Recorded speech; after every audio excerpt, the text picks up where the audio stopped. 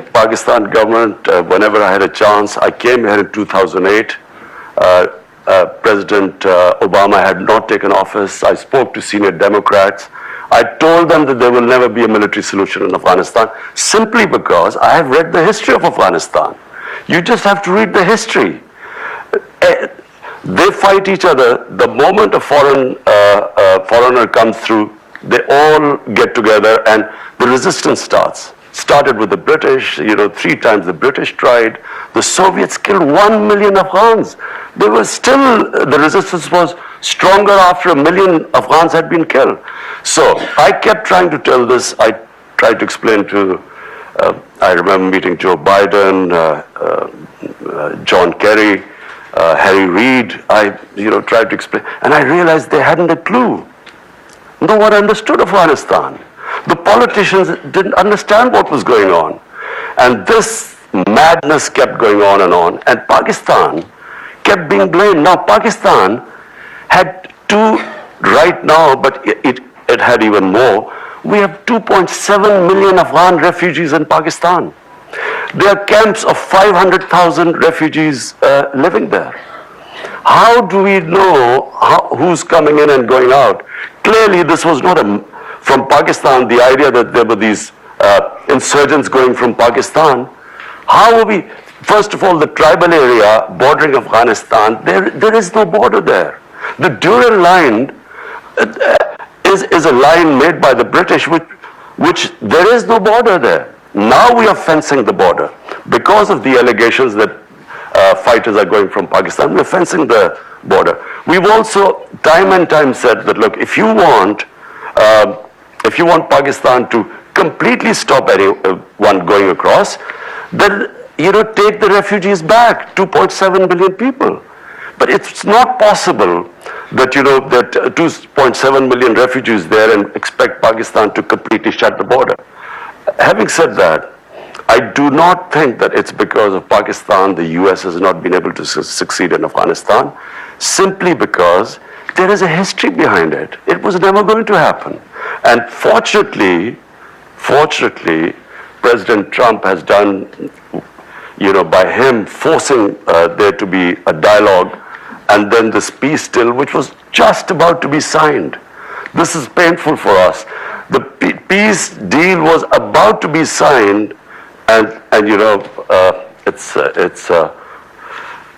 President Trump has, we read it in the papers. I mean, we should have at least been discussed with us. But now I'm meeting President Trump later on, and I will try and tell him that, look, there's not going to be a military solution. For 19 years, if you have not been able to succeed, you're not going to be able to succeed in another 19 years.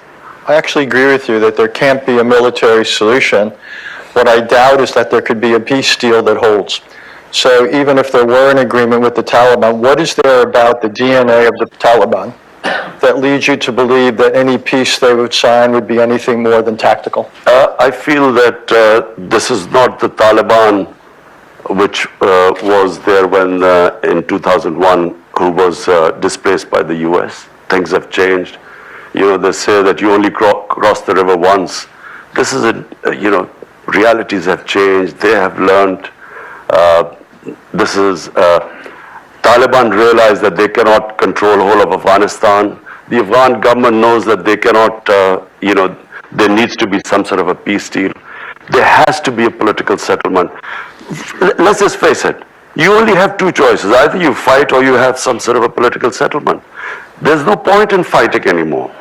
I wish that this deal had been signed, there would have been ceasefire, and then we would have proceeded towards the only way there's going to be, the US is going to eventually take the troops out and there'll be peace there. So, I agree with you, Richard, it's going to be tough. I never for 1 minute assumed that this is going to be easy, but it is the only way. Actually, I actually think there is a slightly different way, which is, one idea is we would fight for military victory. I agree with you, that's not within reach. I am profoundly skeptical of a peace agreement. The third approach, for as long as it takes, is to support the government and basically preserve what you can in Afghanistan so it can't again become a basis for terrorist attacks. It's not a solution, but the United States has kept forces in other countries for more than half a century. We have we have supported governments. It's not a solution, but it might be preferable to a situation of Taliban control over the country. I don't think Taliban will be able to control the whole country. I think there will be a settlement. Look, people of Afghanistan have suffered for 40 years. I mean, it is inhuman what they're going through. Anyone with any humane feelings would want there to be peace there. Every day there are bomb blasts going and people dying. So anything to actually stop this, again, Richard, I agree with you that after the 17 years of bloodshed and the way things have gone, I agree that it's not going to be easy. But I also don't think that if we go the other way, it'll be just more of the same. If Taliban today are stronger than they were for, maybe in 2010, when the last time there was chance of a peace talks, when Holbrooke was there, they're much stronger than that now. And when they see that the US is about to leave, their morale is up. Exactly. Which is why some of us are skeptical. But no, so what I mean is that military is not the solution. If they're now feeling stronger than before, they're not going to be able to give up if you kill or bomb more of them. I'm going to move on, but thank you. I think it's an important exchange. Osama bin Laden, when he was found and killed by American troops, he was just outside of your capital. Has there ever been a Pakistani investigation, a government investigation, as to how that could have happened? That he could have been living there for so long? There has been an investigation, but I don't know whether as far as I know, the Abbottabad commission sat down, and I don't know what the conclusion was. But I can tell you one thing. You see, I again go back. The Pakistani army, ISI, trained Al-Qaeda and all these groups to fight in Afghanistan. There were always links between there had to be links because they trained them. Now, as I said, after 9/11, when we did a 180-degree turn and went after those groups, not everyone agreed with us. But in the army, people didn't agree with us. And so, as I said, there were more insider attacks in Pakistan. General Musharraf, there were 2 attacks on him, suicide attacks on him, which were insider from within the army. So people, so as far as I know, and I think there was a statement by President Obama that Pakistan military, the army chief, the ISI chief had no idea about this. Because I think they were listening, to the conversation the night the raid took place. And they said so. So if there was, it was probably at lower levels who already had contacts. I actually wanted to follow up on something, and I don't mean to be disrespectful, but in the modern history of Pakistan, I would say most outsiders, when they look at the prime minister as a position, and they look at the strength of the chief of staff of the army and the head of the ISI, the intelligence directorate, they would say the preponderance of power is in the hands of the other 2 individuals, the head of the army and the head of intelligence. Is that a fair characterization? So do you really feel limited in what you can do as prime minister? Look, in any democracy or any form of government, democracies function because of moral authority. If democracies lose their moral authority, then the physical strength and authority lies with the army. In our country, because space was given due to a lack of moral authority, because of corrupt governments, the army, naturally there's no vacuum, so it moved in. I can tell you that since I have been 13 months in power, every policy of mine is in our manifesto. We wanted peace with all our neighbors. We opened the Kartarpur corridor, opening up. Normally this would have had security implications. Our security forces would have resisted. Our policy with Afghanistan, which we reached out immediately to Afghanistan, to President Ghani. I have invited him to Pakistan. We speak regularly if there's any issue. Every policy of my government, which was peace with our neighbors, has been backed by the Pakistan Army. I'll even go further. The only time the Pakistan Army has cut its military budget is when my government started an austerity campaign and they followed, and they actually took a cut in their military spending. It's never happened before. I can tell you that all policies of my government have been completely backed by the army.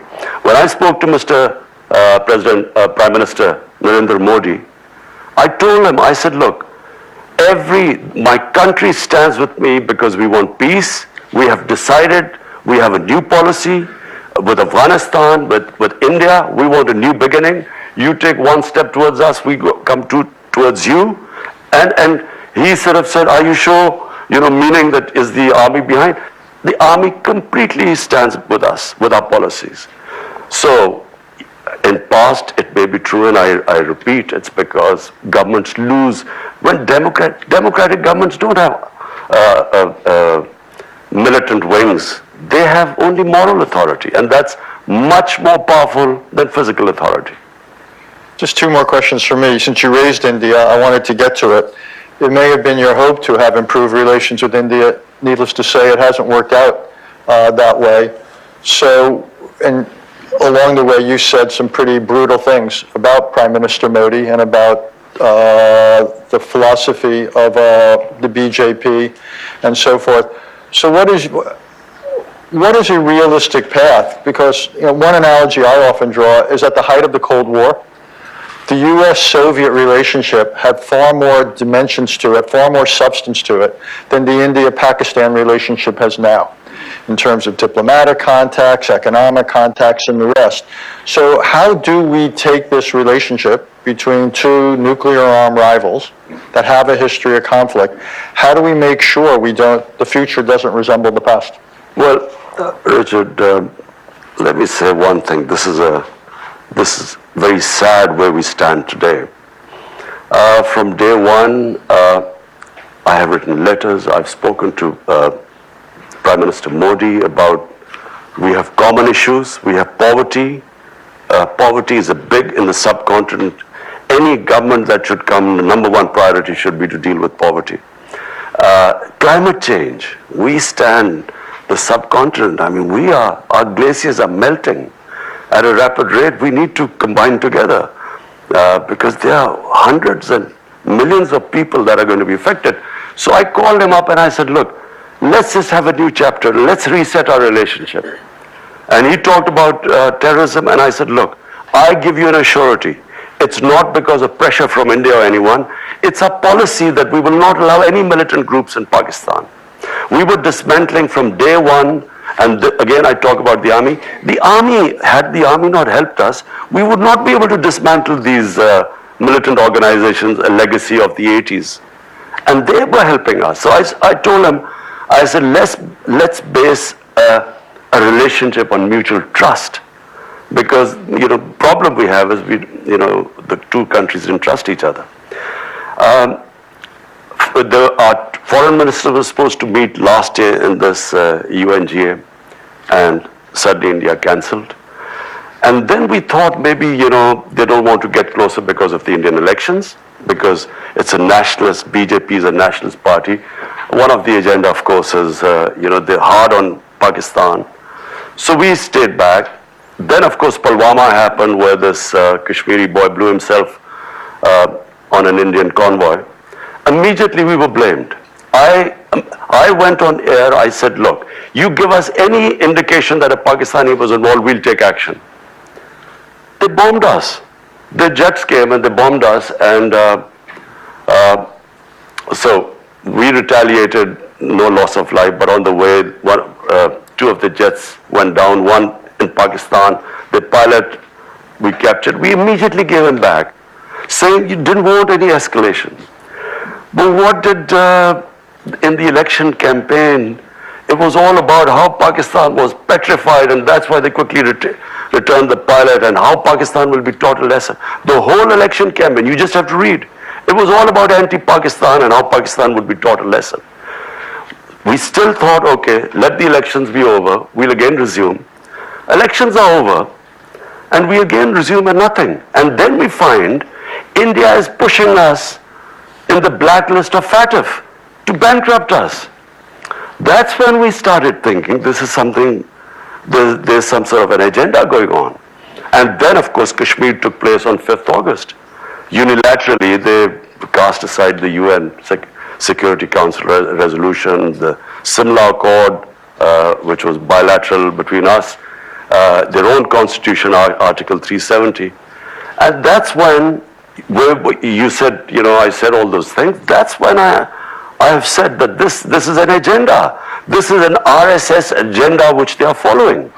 And I'm afraid, I worry now where we are, where the two countries are. That's why before that I asked President Trump to intervene and play a role in this.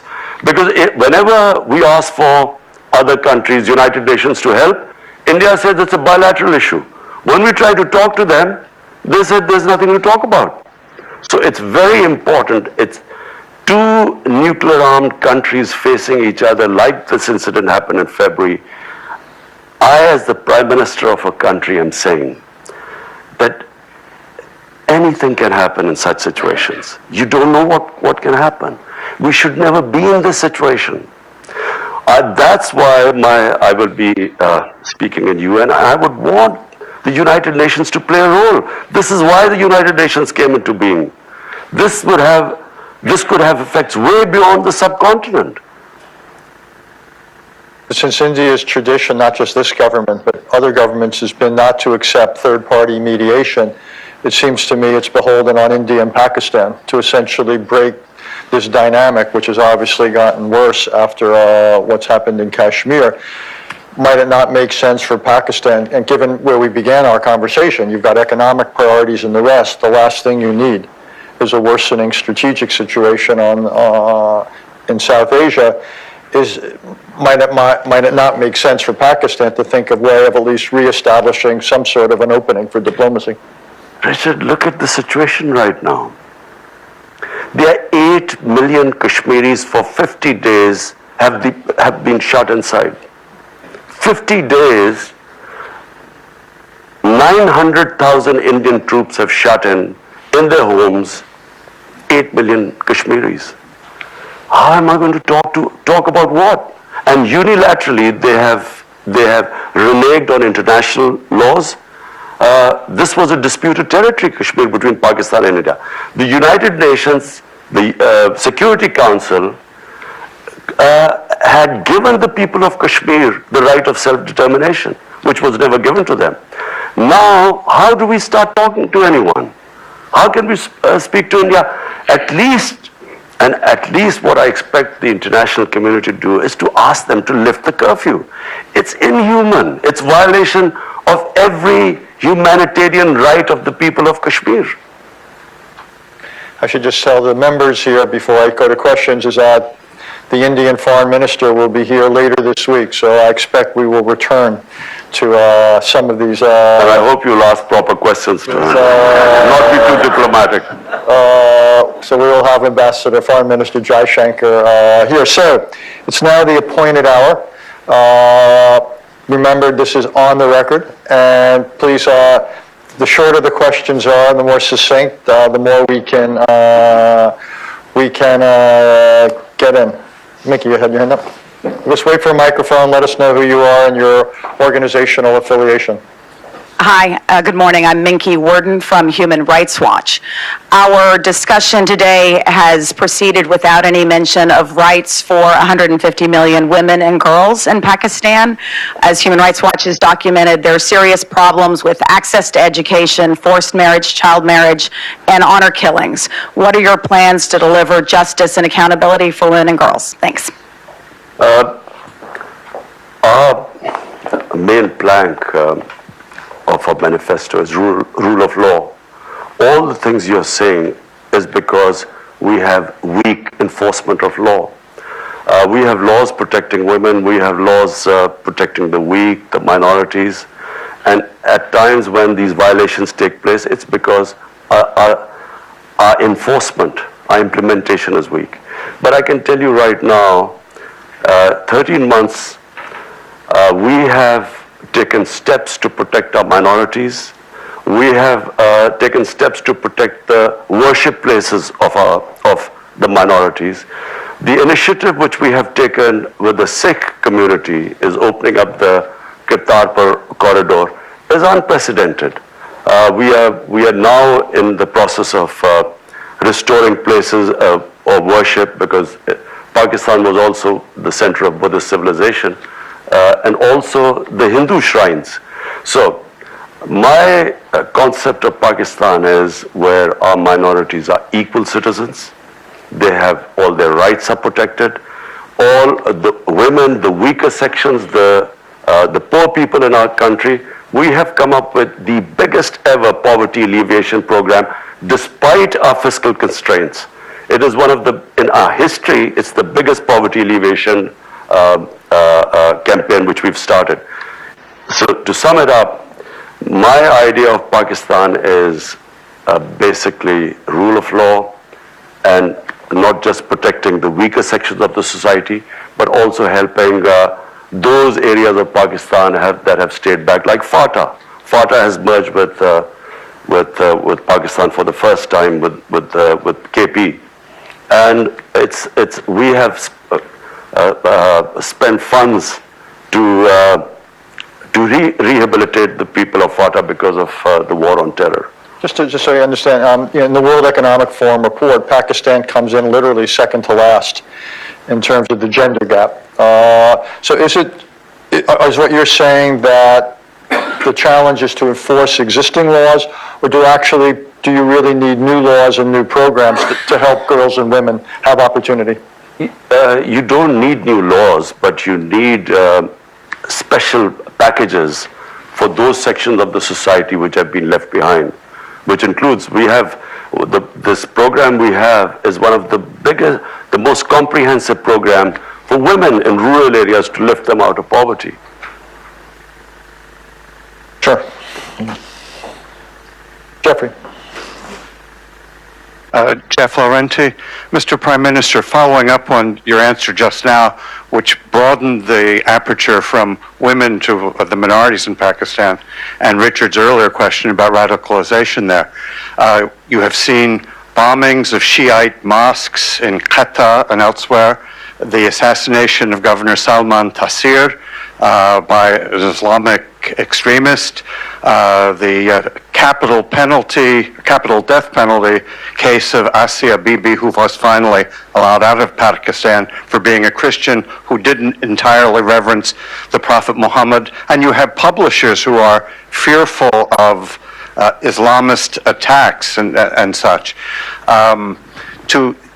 Is there any progress to be made on reforming those blasphemy laws, and how pervasive is the sense of the tiny minority of fundamentalists being able to employ violence in order to enforce religious conformity? And do you get help from elsewhere in the Muslim world, like Saudi Arabia, at being able to progress toward a more moderate Islam?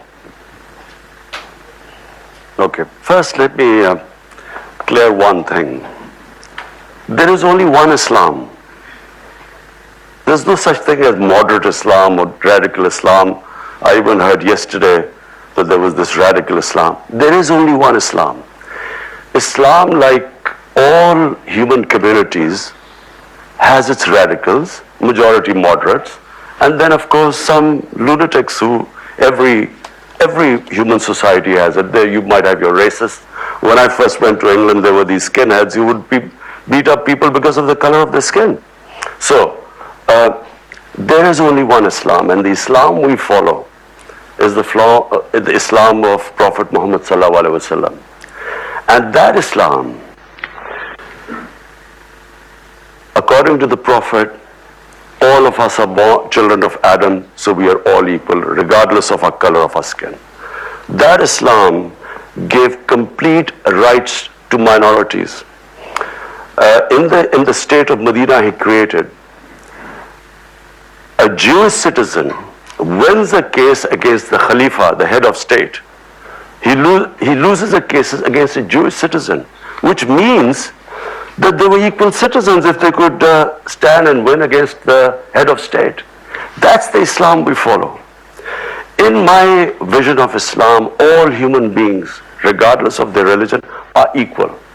Now, if we have not been able to enforce our laws, it's because unfortunately we have ruling elites that have kept themselves above law. And when that happens, and Pakistan is not the only country like this. There are countries where you have sections of populations, the elites, above the law. And when that happens, there is no rule of law. Then might is right. So my party is called Tehreek-e-Insaf, Movement for Justice. And justice means justice for all human beings. In fact, for me, justice means for animals too. Because in the state of Medina, who we look up, for Muslims there is only one model, and that is the Prophet created the state of Medina. That state of Medina gave rights to women first time, property rights. That state of Medina first introduced progressive taxation. First welfare state. State took responsibility of handicapped, orphans, widows, poor. That state of Medina had rule of law. No one was above law. So, and as I quote, a Jewish citizen could win a case against the head of state. That's the state we want. That's the ideal we move to. Unfortunately, we are not close to that ideal, and this is why 13 months on the line, we have, at least what we have done is, no one would have touched the criminals who plundered our country. No one would have been able to put them in jail because there was one law for the powerful and the other for the weak. So it's a process. It's not going to happen overnight, but this is my ideal. Yes, ma'am.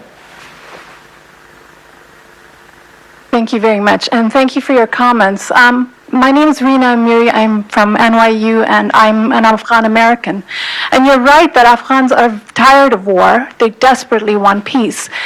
And they supported Ambassador Khalilzad's efforts. But it was a peace process that left them deeply anxious, and they felt it was imbalanced in favor of the Taliban and that it emboldened the Taliban.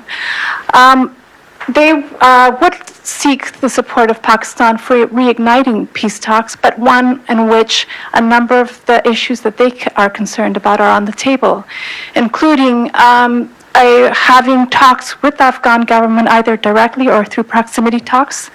They want more explicit language from the Taliban on women's rights and minority rights, and they want more explicit language denouncing terrorism or links to Al-Qaeda, none of which were there when this agreement was nearly signed. Thank you.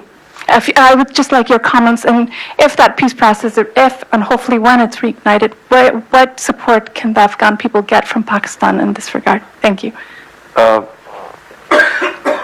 Well, number one, what the people of Afghanistan have gone through, forget me as a Pakistani, as a human being, we should all pray that they have peace.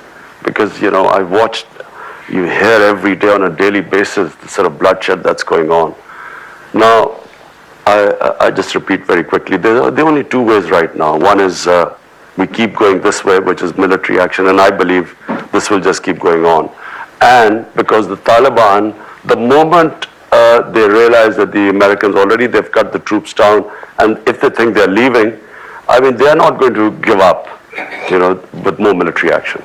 The other is peace talks. Now, peace talks, once they start, all this can be thrashed out. I honestly believe that this is not the Taliban of 2001. There's a lot of things that have happened, and I believe that they will be more accommodating. The Taliban delegation wanted to meet me.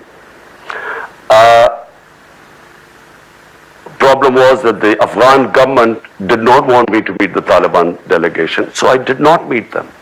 But I told President Ghani, I said, look, if I meet them, I would try and convince them about all the things you're saying. And not only that, I would try and convince them that the Taliban must talk to the Afghan government. At the moment, they're only talking to the Americans. There are no direct talks between Taliban and the Afghan government. I would have tried my best. Because finally, I mean, yes, people they've looked back in 2001 and that period, and they think that, the way Taliban behaved at the time, minorities and so on, with the attitude to women. But I think once the talk starts, I think all these things will eventually fall into place because the people of Afghanistan, both sides, want peace right now. Jeffrey Rosen. Thank you. Jeffrey Rosen from Lazard. You described earlier the relationship with China that's been developing, an economic relationship. I'm curious how you reconcile that relationship with reports about the treatment by the Chinese of Muslim churches, Muslim mosques, the practice of Islam in China. Whether you're able to use this as the relationship as a means of pressuring the Chinese to perhaps relax in that treatment, and if not, whether you raise the risk of perhaps some of the more radical elements of Islam in Pakistan, acknowledging there's not radical Islams, but there are radical Islamic people who practice Islam who are radical, whether you run the risk of a reaction from them domestically, which could unsettle the country, your country. Particularly given what the Chinese are doing, with the Uyghurs. Look, with the Chinese, we have a special relationship, and it's the way China functions. Any of issues like these, we talk to them privately. We don't make public statements because that's how China is. And I again repeat, China has come to a help when we were right at the rock bottom. So I would not publicly talk about it, but just as someone who has taken over Pakistan 13 months ago, faced the biggest economic crisis, to dealing with that. We have a problem in Afghanistan trying to settle that. We are worried about what would happen now with Iran and Saudi Arabia, the United States. That's the other border. So one border Iran, the other Afghanistan, and now with India. I think I've got enough on my plate right now. Wouldn't you say, Richard? What would you do if you were in my position? You'll probably have a heart attack by now. Unlikely. I would welcome that conversation. Listen, the only reason I can cope with these pressures is because, when you walk out on not a lot of you won't understand cricket, but imagine, you're walking out on a cricket field, there are 90,000 people in the stadium. You walk 70 yards down into the middle of the pitch, and the worry that you can be out first ball and you will have to walk all the way back with 90,000 people. So that takes character. It builds. So you are able to play under pressure once you cope with that, and that's the only way I have coped, and Richard, you would not have been able to. I'm telling you. Every golfer knows what it's like at the first tee when the crowds are there. Golf is a piece of cake compared to We could continue that, but I will show uncharacteristic discipline. Sure. Michelle Caruso Cabrera, CNBC contributor, following on in the conversation about China. Richard asked you very directly about maintaining your sovereignty in the face of so many Chinese loans, and you didn't answer it directly. You've talked about China coming in when you were rock bottom, but are you concerned about the trade-offs that level of investment presents to Pakistan? Absolutely not. For instance, what would China, how would it impinge on our sovereignty? Maybe they would say, don't have a good relationship with the US. But the Chinese have never ever interfered in any of our foreign policy, in any of our domestic policy for that matter. I think China sees Pakistan as the CPEC, this economic corridor and the Belt and Road Initiative. they see this as a great opportunity for them. I think China is one country which we can all learn from. Their main concentration has been on trade and wealth creation and lifting the standard of living of their people. What I admire about China the most, in 30 years they have taken 700 million people out of poverty. It's never been done in human history.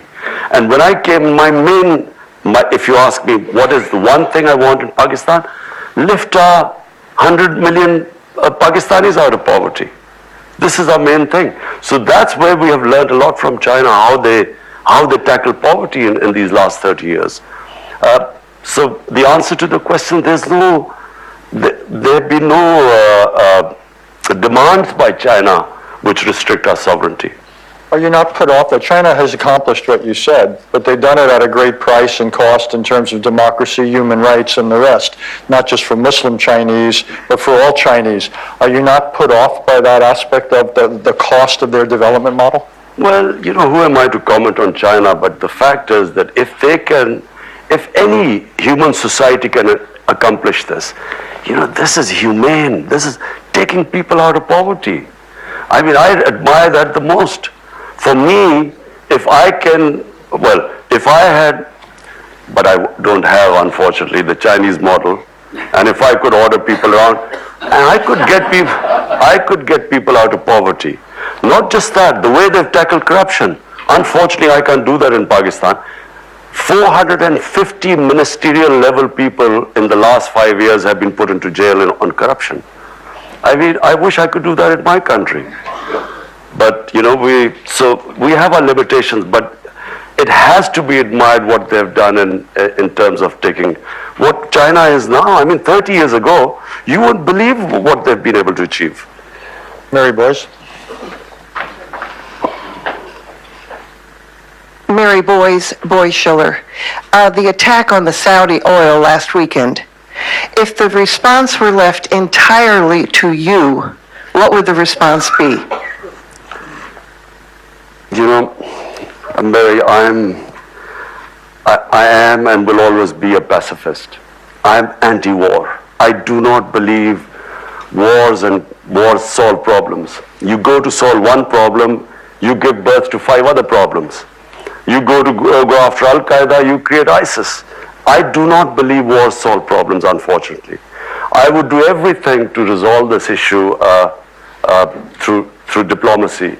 I would be trying my best, because if there is a conflict there, the consequences, I mean, just look at the poorer countries. Do people care about poor countries? Imagine if oil prices go up. And we are struggling finally to sort of try and balance our budget. This will just immediately throw everything for us. And so we already have the war we had, war on terror. 70,000 Pakistanis died. And it's a lesson my government, people of Pakistan have learned, that we will avoid conflict at everything. And we can't afford another conflict going on in our neighborhood. Yes, ma'am. You've been very patient. Masuda Sultan, All in Peace, a coalition of Afghans and Americans looking to end the longest war in American history. I wanted to thank you for your comments on Afghanistan and the war. And you've been supportive of U.S. efforts at peace negotiations and indicated your willingness to encourage Trump to continue negotiations. My question is, what steps do you intend to offer to take as the Pakistani Prime Minister to advance the dialogue? For example, you mentioned that you didn't meet the Taliban when the Afghan government requested you not to. So what other steps do you intend to take? And how does the Kashmir issue complicate, or does it the Afghan issue?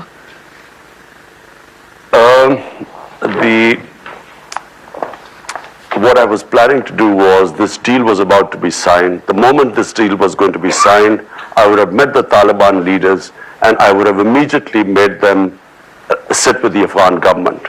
So that was the last thing left. At the moment the Taliban were only talking to the Americans. And so once they had, the deal was signed, then we would have got them to talk to the Afghan government. I would have tried my best. And I feel that was the way ahead. we just read the tweet about the talks breaking down. I wish we had been consulted and we would have tried our best. This was always, I mean, the fact that President Trump felt that because of,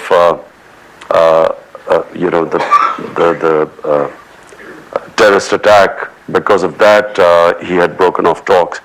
But, you know, when you are fighting and talking at the same time, this was always going to happen. But they have to stay the course. So I will be trying my best to convince President Trump to resume the talks. To what extent are you using Twitter as a tool of political persuasion and reaching out to your own population or to India's? To what extent is Twitter a tool for you? I try my best to convey my feelings. I do feel, Richard, I honestly feel, I'm sitting in front of you, I have known India. I have had love and respect from India and fan following because India loves cricket more than any other Pakistani. I'm more worried about India right now than probably even Pakistan, because India is not heading in the right direction. If you see what has happened in India in the last 6 years, it is frightening for some of us. It's not the India I know of Gandhi and Nehru. It is this ideology that has taken over India of Hindu supremacy. And this, whenever such an ideology takes over, there's always something they blame. There is, you have to hate someone to be, you know, supreme and an exclusive Hindu India. This is the ideology that assassinated Gandhi. This is the ideology was banned in India for 3 times. And now, unfortunately, it is running India. And I fear, because I think you can reason, as long as you can reason with people, the 2 nuclear-armed countries need not worry about anything. But unfortunately, with this ideology of racial supremacy, I don't think you can reason, and I'm generally worried.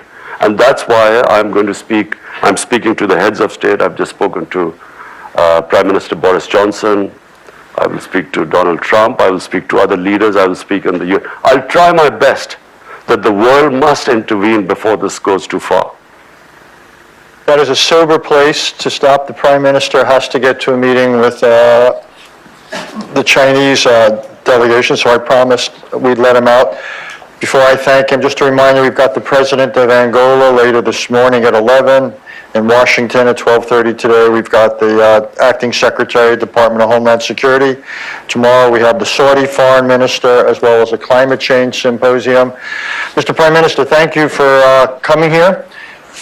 Thank you for asking our questions. I look forward to continuing the conversation on what you might do, as well as cricket versus golf. But thank you very much. Thank you, Richard. IMF, because an economy which is heading in the right direction. Simple reason was that foreign relation New York से इजहार ख्याल कर रहे थे। पाकिस्तान का वाज़े मौक़िफ़ रखा गया एक बार फिर वज़ीर आज़म पाकिस्तान की जानिब से, और उन्होंने कहा कि पाकिस्तान से मुतालिक इजहार ख्याल का मौका देने पर मशकूर हूँ। किसी भी खेल के मैदान में इंसान सीखता है कि मकसद के हुसूल को किस तरह से हासिल किया जा सकता है। माली खसारा ज़्यादा हो तो मुल्क की मईशत बुरे ही हाल में होती है। वज़ीर आज़म पाकिस्तान ने यह भी कहा कि बदहाल मईशत वर्षे में मिली, जिसकी वजह से IMF जाना पड़ा। माजी की हुकूमतों ने इक़्तिसादी मामलात बेहतर तरीके से नहीं चलाए। चीन से सनअत पाकिस्तान आने से हमारी मईशत पैरों पर खड़ी होगी। मजीद भी उनकी जानिब से कहा गया कि 13 माह पहले हुकूमत मिली तो मईशत बदहाली का शिकार थी, और ये भी उन्होंने कहा कि जंग में मुजाहिदीन को हीरो बनाया गया। 9/11 के बाद हमसे कहा गया कि जहादियों के खिलाफ जंग करें। 9/11 के बाद अमेरिका को एक बार फिर पाकिस्तान की ज़रूरत पड़ी थी। पाकिस्तान का दहशतगर्दी के खिलाफ अमरीकी जंग का हिस्सा बनना पाकिस्तान की तारीखी गलती थी। ये भी उन्होंने कहा कि अफगान आपस में लड़ते हैं, लेकिन बैरूनी हमला आवर के खिलाफ मुत्तहिद होकर लड़ते हैं। अफगानिस्तान में अमन अफगानों का हक है और अमरीकी सदर से आज जो मुलाकात है पाइपलाइन में, जब मिलूंगा तो फिर कहूँगा कि जंग किसी भी मसले का हल नहीं है।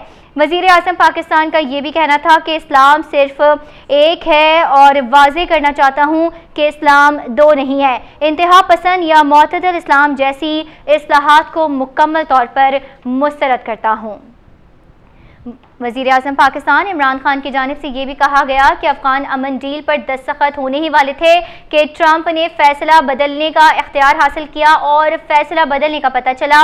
दुनिया को मालूम होना चाहिए आज के तालिबान 2001 वाले तालिबान नहीं हैं। जमहूरी हुकूमतों में अखलाकियात की बुनियाद पर हुक्मरानी नहीं होती और अगर इस तरह से होता है तो फिर तमाम तर जो इख्तियारात होते हैं वो फ़ौज के पास चले जाते हैं। आपको एक बार फिर बताते चले कि वज़ीर आज़म पाकिस्तान इमरान खान दौरे अमरीका पर मौजूद हैं और आज काउंसिल ऑफ फॉरेन रिलेशन से इजहार ख्याल कर रहे थे। Council of foreign relation New York में एक मुबाहिसा अरेंज किया गया था जिससे वज़ीर आज़म पाकिस्तान इमरान खान इजहार ख्याल कर रहे थे, जिसको एक्सक्लूसिवली आपने फ्यूचर टीवी की स्क्रीन पर मुलाहिजा किया।